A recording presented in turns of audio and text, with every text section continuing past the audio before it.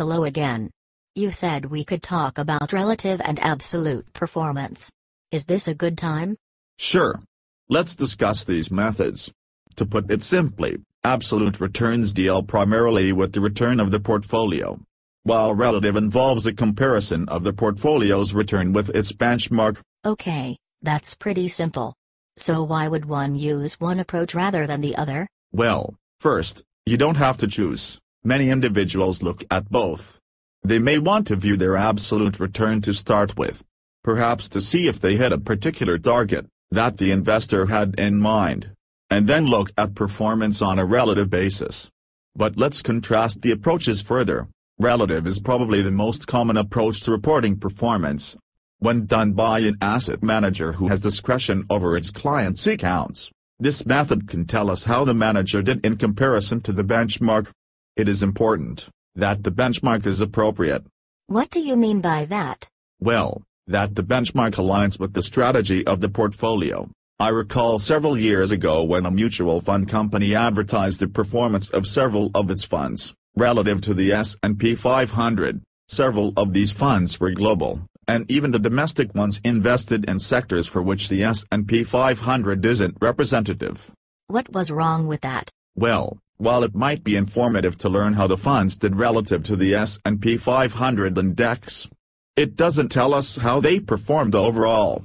For example, an emerging markets fund, outperforming the index, might not represent any particular skill, other than investing in a segment of the market which itself did very well relative to the S&P 500.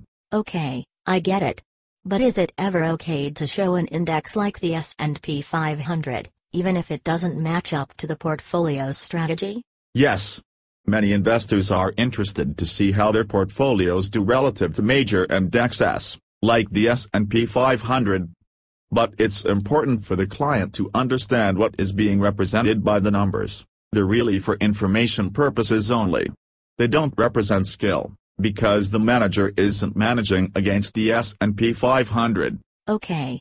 But what if there is no market index that matches the portfolio's strategy? We might want to consider creating a blended index. That is, to combine two or more market indices together. If this isn't possible, we should consider creating a custom benchmark. There are other times when custom benchmarks simply can't work, either. For example, with hedge funds. Hedge funds are typically absolute managers, right? Yes, you are right. Their investment options are typically quite broad, and they may be in different markets over time. Consequently, they're a perfect example of when absolute returns would be appropriate. And while it's also common to see hedge fund managers report a variety of market indexes, as well as other statistics, such as, for example, the Consumer Price Index, along with the returns, one must not be confused with what is being shown. The managers are not managing against these indexes. The indexes are shown merely for information purposes. Are there other times when absolute returns are important? There are some clients who require their managers to target certain return thresholds. For example, insurance companies and pension funds. Because of their liabilities, they often establish target returns. These returns are referred to as the minimum funding requirement, minimum acceptable return, liability-related return, and absolute return. The manager doesn't manage against these numbers. Rather, they're a target the manager is shooting for. We have a client who only wants to see absolute performance, even though we manage against an index. What are your thoughts about this? Well, it's arguably incorrect, since there is no way to judge the manager without knowing how the comparative benchmark did. It would be like only wanting to know how many points your team scored in a basketball game, and not caring how the other team did.